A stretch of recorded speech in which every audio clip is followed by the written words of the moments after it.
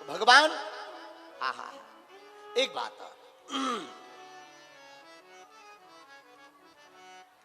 आइए आइए जय जय आइए आइए पूज्य महाराज जी का आगमन हो गया है। पधारिए श्री सीताराम। आओ जय जय आओ श्री सीताराम जय जय दंडवत दंडवत। श्री राम जय राम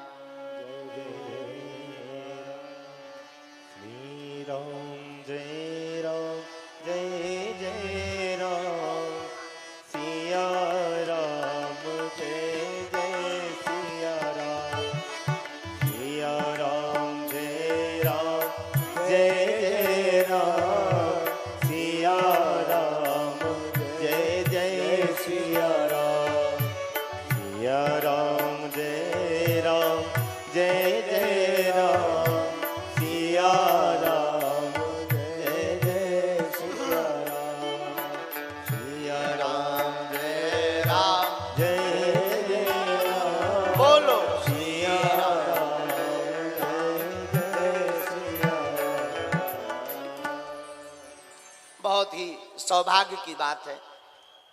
और श्रीधाम वृंदावन से परम पूज्य श्री गौरी गोपाल आश्रम के महान और आपने सेवा के प्रकल्प से जो समूचे भारत में एक नई क्रांति खड़ी की, वृद्ध माताओं की सेवा करके, ऐसे परम पूज्य श्री आचार्य श्रद्धेय श्री अनिरुद्धाचार्य जी महाराज आज इस कथा में मंगल दर्शन देने के लिए पधारे हैं। और निश्चित रूप से आपके मंगल से समूचे विदिशा का और विदिशा जिला का कल्याण होगा। बेत्रवती नदी के किनारे, गंगा के किनारे विदिशा शहर में आप आए हैं। पावन कथा का रसपान आप सभी भक्तजन कर रहे हैं। जो कथा हमारे जीवन की व्यथा को मिटा रही है, हमारे जीवन को परिवर्तित कर रही है, ऐसी दिव्य कथा पूज्य महाराज श्री की दिव्य वाणी से आप श्रवण पान कर रहे हैं। पूज्य महाराज श्री के श्री चरणों में दास अनिरुद्ध का कोटि कोटि नमन। और पूज्य महाराज श्री आज मुझे लग रहा है कि पूरे भारतवर्ष में धर्म की ध्वजा जिस प्रकार पूज्य महाराज श्री लहरा रहे हैं, जरूर भगवान को लगा होगा कि धर्म का ह्रास हो रहा है, इसलिए भगवान ने अपनी शक्तियां देकर के आप श्री को धरती पर भेज दिया कि जाओ हमारी इन शक्तियों के माध्यम से जन जन तक पहुंचो और हमसे सबको जोड़ते चलो, अर्थात सबको भगवान से, जनता को जनार्दन से जोड़ने का कार्य आप श्री कर रहे हैं। प्रभु राम से जोड़ने का कार्य आप श्री कर रहे हैं। पूज्य महाराज जी के चरणों में दास का कोटि कोटि बारंबार नमन। पूज्य महाराज श्री का स्नेह मिलता रहता है, कई बार बात होती रहती है, और आपका ये बड़प्पन, आपकी ये सहजता, आपकी ये सरलता सबको अच्छी लगती है। और इस कथा का जो आयोजन कर रहे श्री अंकित कृष्ण बटुक जी और बटेश्वर भागवत सेवा संस्थान, आपके लिए भी सुंदर करतल ध्वनि हो। कितना विशाल आयोजन आप श्री ने कराया और महाराज श्री की दिव्य वाणी आप सभी को श्रवण करने का अवसर प्राप्त हो रहा है। पूज्य महाराज श्री अभी आप सबको श्रवण करा रहे थे कि भगवान से प्रेम करना जरूरी है। राम ही केवल प्रेम प्यारा, जान ले जो जान निहारा। भगवान को पसंद तो प्रेम ही है। गोस्वामी जी ने कहा, मिलही न रघुपति बिनु अनुरागा, मिलही न रघुपति बिनु अनुरागा। किए जोग जप ज्ञान विरागा, किए जोग ज्ञान विरागा। तो भगवान बिना अनुराग के तो मिल ही नहीं सकते, ये सत्य है। अब देखना यह है कि हम भगवान से प्रीति कितनी करते हैं। अच्छा, आप सभी उपस्थित माताओं बहनों को, पिता तुल्य बुजुर्गों को सभी को जय श्री सीताराम, जय श्रीमन नारायण, जय श्री कृष्णा। आप सभी जनता जनार्दन के श्री चरणों में भी बारंबार नमस्कार ये दास करता है। भगवान बताइए, पूजा के भूखे हैं या प्रेम के? सभी बोलिए, प्रेम के। और हम भगवान की क्या करते हैं? पूजा। भगवान की हम पूजा करते हैं और भगवान से पूछा गया कि आप क्या चाहते हैं? हम प्रेम चाहते हैं। और हम क्या देते हैं? पूजा देते हैं। इसलिए भगवान के मिलने में हमें कई जन्म लेने पड़ जाते हैं, कई बार आना जाना पड़ता है। पुनरपि जननम पुनरपि मरणम पुनरपि जननी जठरे शयनम। बार बार जन्म मृत्यु का चक्कर इसलिए लगता है क्योंकि हम पूजा करते हैं, प्रेम नहीं करते। आप एक काम करिए, जितनी माताएं बैठी हैं और जितने पुरुष बैठे हैं, जरा समझिए, एक छोटी सी बात को समझ लीजिए। आप पूजा कैसी करते हैं? भगवान के गले में हार, एक नारियल और धूप बत्ती, और भगवान को यथा शक्ति आप द्रव्य दक्षिणा प्रदान कर देते हैं। अब जो पूजा हम भगवान की करते हैं, सेम यही पूजा आप एक काम करना, अपने पति और अपनी पत्नियों की करना। आप अपने पति को एक माला पहनाओ, एक मिठाई का डिब्बा रखो, धूप बत्ती जला के आरती उतारो।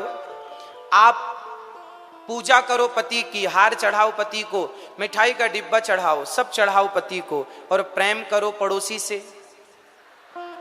चलेगा? हाँ या ना?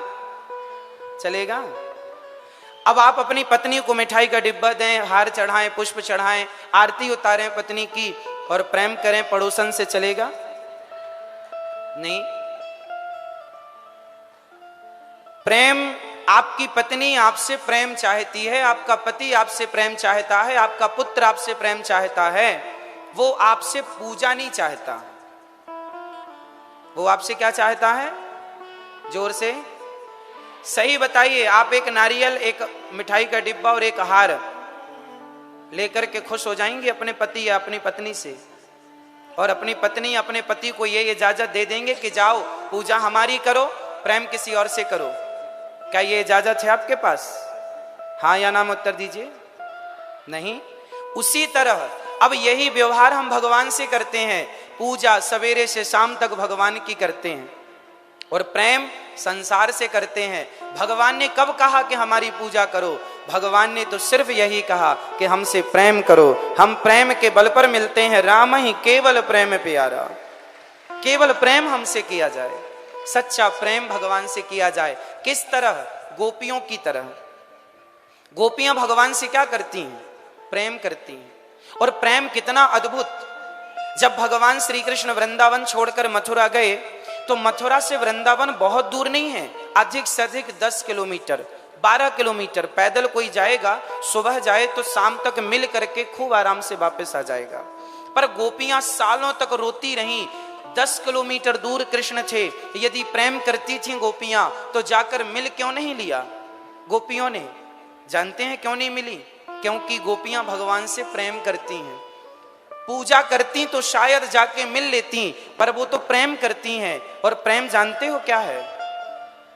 प्रेम कहता है तत्सुख सुखित्वम, अपने प्रियतम के सुख में ही, जो अपने सामने वाले के सुख में ही जो अपना सुख देखे, वही प्रेम होता है। गोपियां कहती हैं कि कृष्ण के पास यदि मैं चली गई और कृष्ण के सुख में मेरे जाने से कोई बाधा पड़ी तो मेरे प्रेम का क्या? इसलिए यदि वो मेरे बिना खुश है तो मैं उसे देखूंगी भी नहीं। यदि वो मेरे देखे बिना, मुझे देखे बिना खुश है तो तुम वहीं रहो, मैं यहीं रहती हूं। ये प्रेम है। प्रेम मीन्स समर्पण। प्रेम मतलब समर्पण। समर्पण का नाम प्रेम है।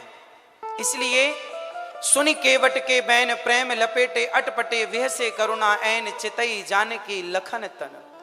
क्या लिखा है गोस्वामी जी ने? केवट के द्वार पर जब भगवान आए तो केवट ने पूजा नहीं की, प्रेम से कहा कि प्रभु आप अपने चरणों को धुला लीजिए, और यदि नहीं धुलाएंगे तो मैं आपके पिता की सौगंध खाता हूं, मैं आपको पार नहीं लगाऊंगा।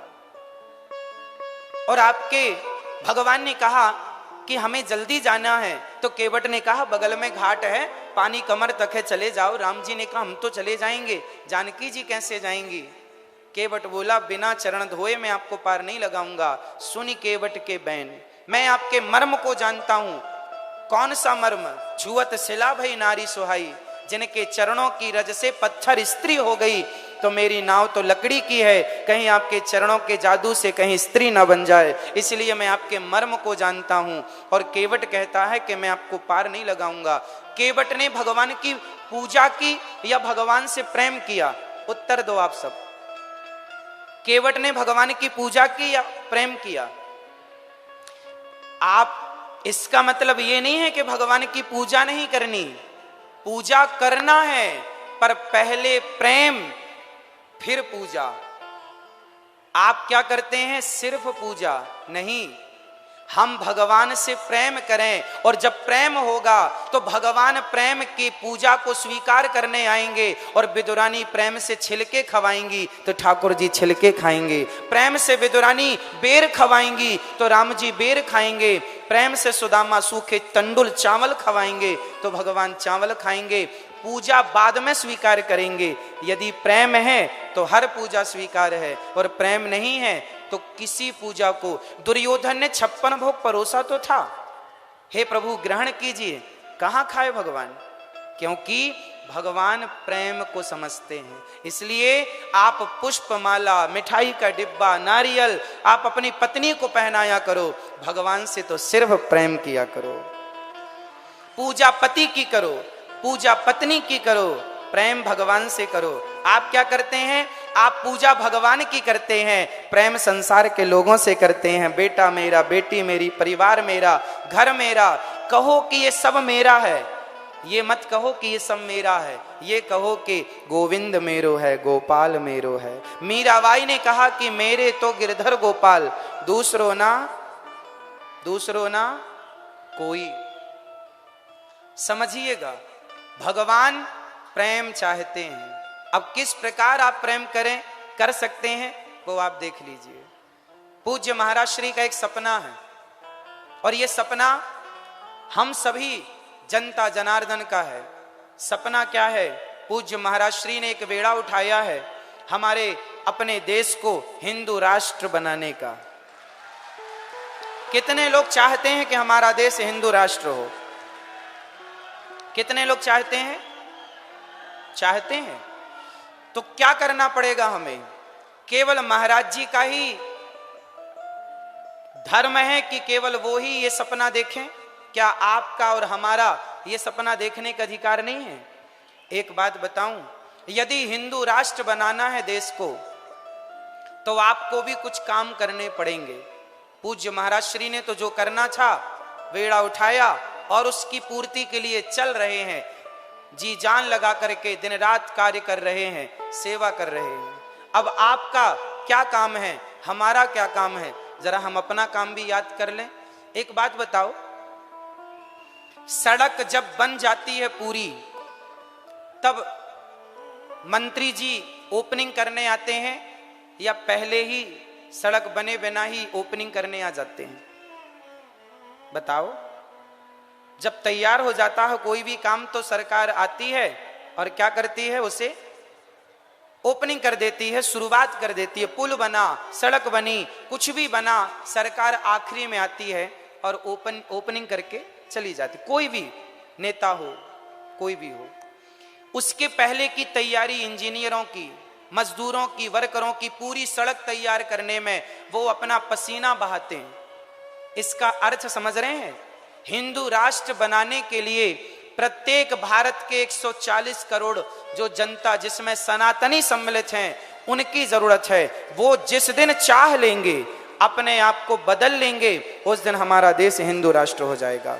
अब बदलाव क्या, जरा कम शब्दों में समझ लीजिएगा। कितने लोग चाहते हैं कि हमारा देश हिंदू राष्ट्र हो? फिर से ठीक है। अब ये बताइए, आप में से कितने लोग माथे पर तिलक लगाना पसंद करते हैं? क्या रोज लगाते हैं? हमारे मुसलमान भाई माथे पर टोपी रोज लगाते हैं।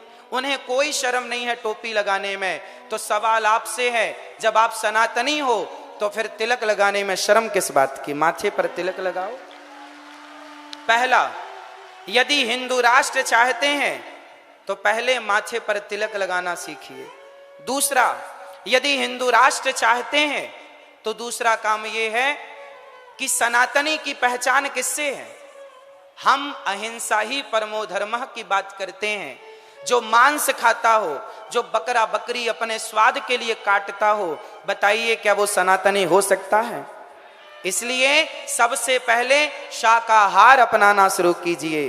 प्रसाद भोग लगा के ठाकुर जी को भोग लगाकर प्रसाद पाएंगे। सबसे पहली जरूरत है कि हम अहिंसा ही परमो धर्मः की बात को चरितार्थ करें। अहिंसा ही परमो धर्मः। हमारा धर्म किसी की हत्या करना नहीं सिखाता। और आज बहुत लोग मांस खा रहे हैं।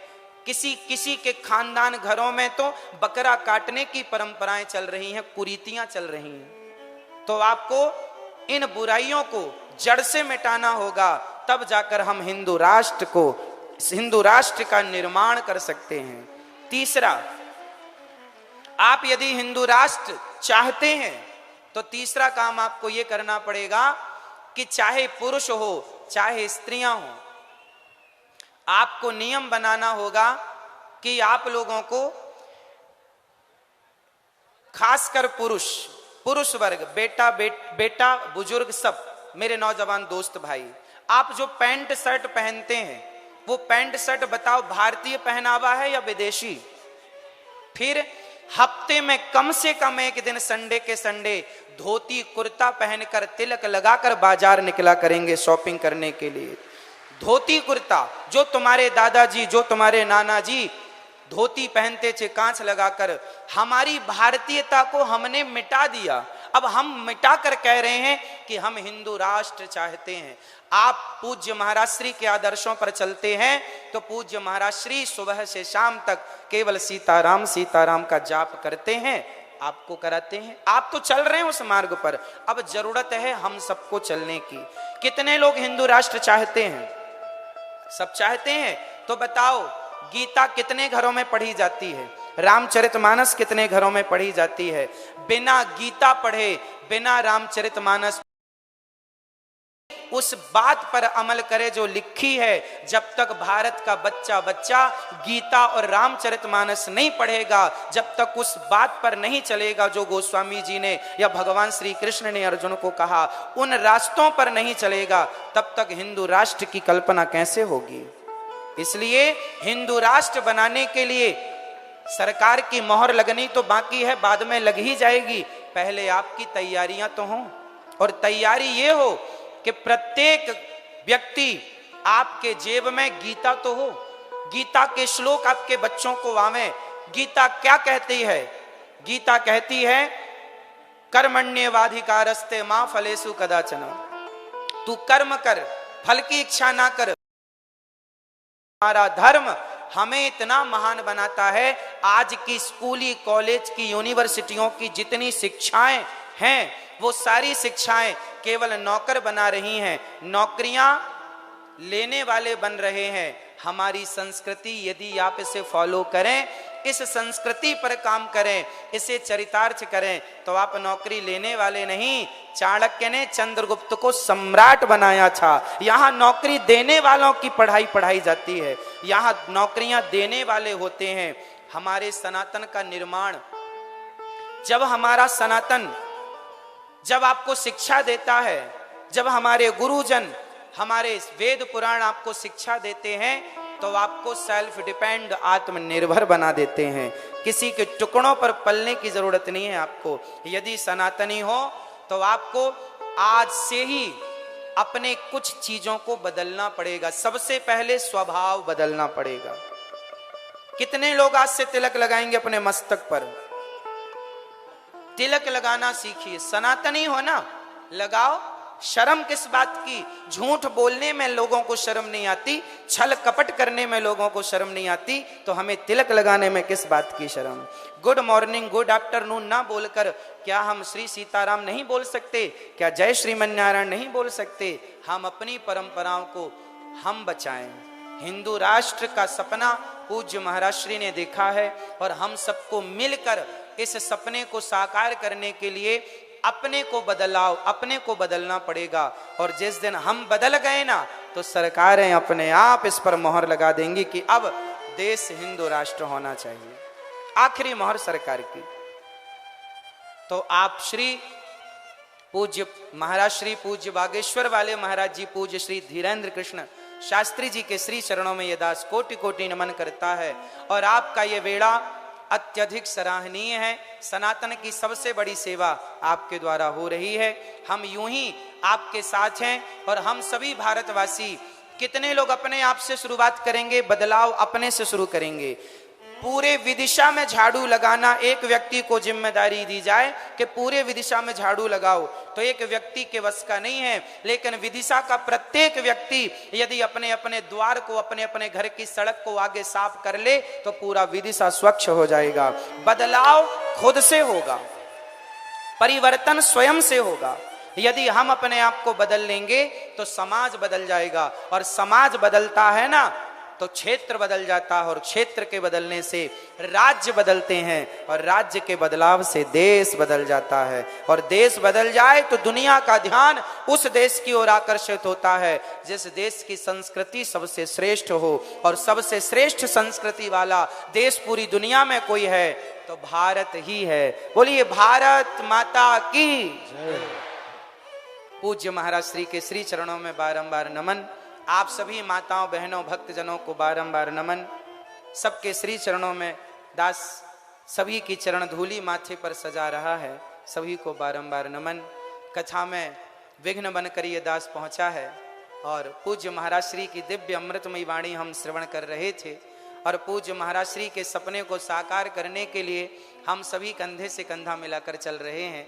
पूज्य महाराज श्री का दर्शन करके आज दास कृतार्थ हुआ। आपके श्री चरणों में कोटि कोटि नमन।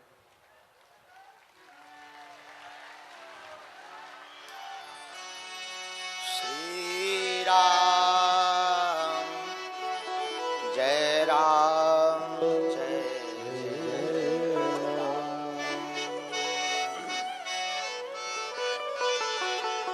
परम पूज्य आप वर्तमान में श्रीधाम वृंदावन में जो नियमित सेवा कर रहे हैं, अन्य क्षेत्र की वृद्ध माताओं की आपकी वाणी, आपकी कृपा और आपकी ब्रज की सेवा बड़ी ही सराहनीय है।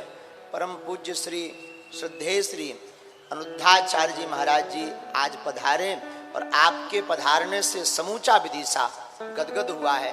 व्यासपीठ से भगवान से हम प्रार्थना करते हैं आपकी ये सरलता, ये दिव्यता, आपके संकल्प निरंतर आगे बढ़े, और जो विरोधी बड़े ही आपके पीछे लगे, स्वभाव बस हाथी चले बाजार भौंके हजार।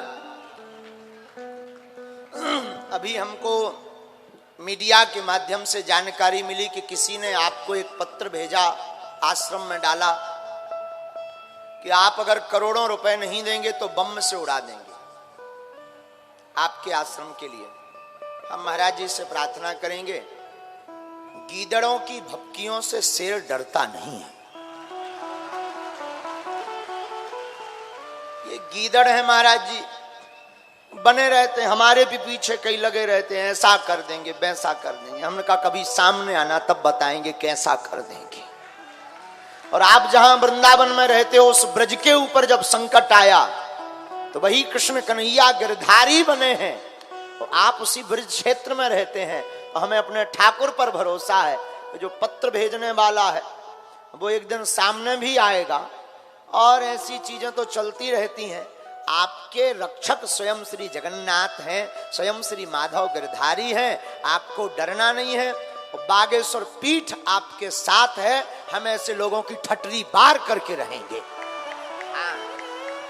आप बिल्कुल चिंता मत करो, ना बिल्कुल घबराओ। देख न सके पराई विभूति, ऊंच निवास नीच करतूती। हम ऐसे लोगों से यही प्रार्थना करेंगे, हे मानव और हे दानव, आपने कहा कि करोड़ों रुपए दे दो, तुम्हारे बाप के यहाँ है या तुम्हारा राज है? इस देश में सरकार है, कानून है, संविधान है, व्यवस्था है, सुरक्षा है, और भगवान का भी संविधान है। दूसरी बात,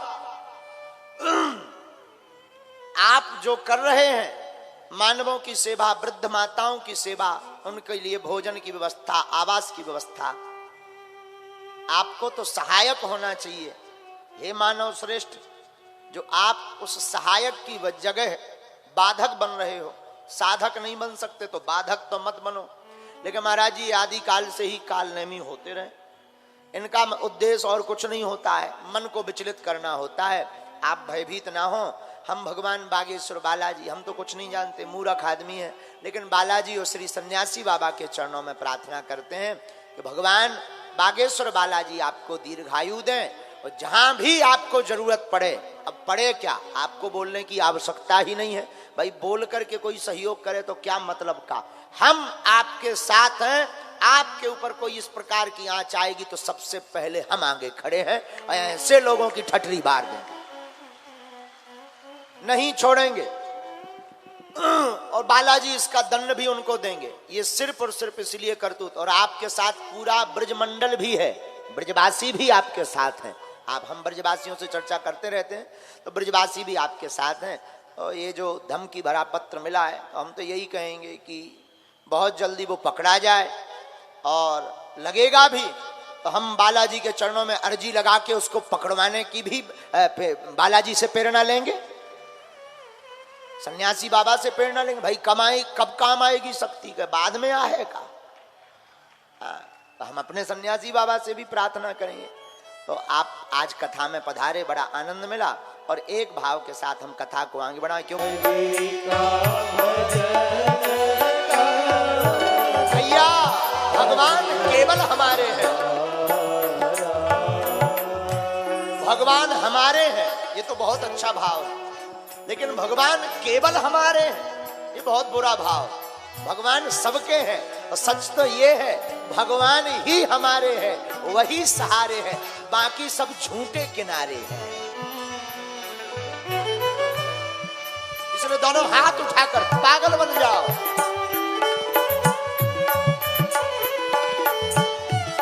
देखो, भोजन की शोभा थाली से, बाग की शोभा माली से, हाँ, और होंठों की शोभा लाली से, लेकिन कीर्तन की शोभा ताली से है।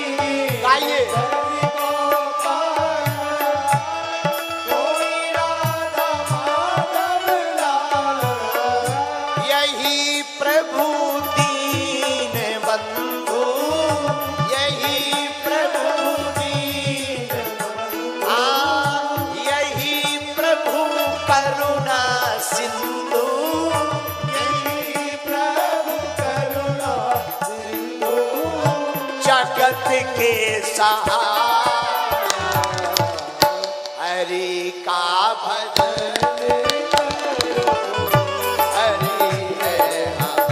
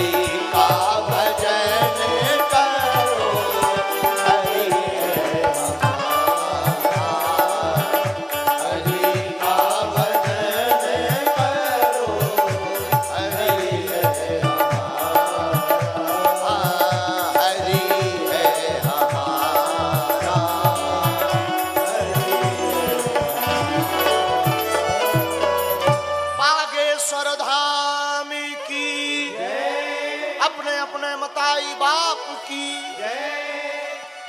सदा सेव्या श्रीमद् भागवती कथा।